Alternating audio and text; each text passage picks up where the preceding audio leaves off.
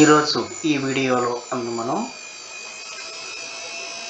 Magnifier option ఎలా వినియోగించుకోవాలో తెలుసుకుందాం.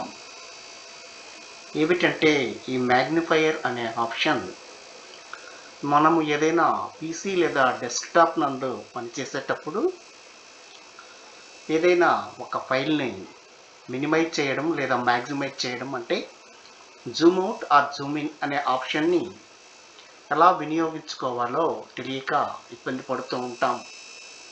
ఇలాంటి సందర్భాల్లో ఈ యొక్క ఆప్షన్ చాలా చక్కగా ఉపయోగపడుతుంది. ఈ ఆప్షన్ను వినియోగించుకోవాలంటే మీ యొక్క పీసీ నందు ఇప్పుడు చెప్పిన విధంగా సెట్టింగ్స్ ఎనేబుల్ చేసుకోవాలి. మొదటగా కంట్రోల్ ప్యానెల్ నందు వెళ్ళి ఈజ్ ఆఫ్ యాక్సెస్ అనేటువంటి ఆప్షన్ని సెలెక్ట్ చేసుకొని తరువాత Always scan this section. నందు ఇక్కడ ఒకసారి గమనించినట్లయితే స్టార్ట్ మ్యాగ్నిఫైయర్ అనేటువంటి ఆప్షన్ అందుబాటులో ఉంటుంది.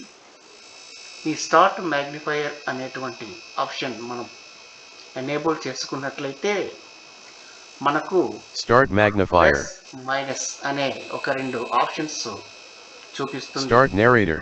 ఈ ప్లస్ లేదా మైనస్ అనే ఆప్షన్లు ఇక్కడ చూశారు కదా. Start on screen keyboard. Minus or plus ఇలా మైనస్ Set చేసినప్పుడు up high contrast. మనకు జూమ్ అవుట్ అవుతుంది.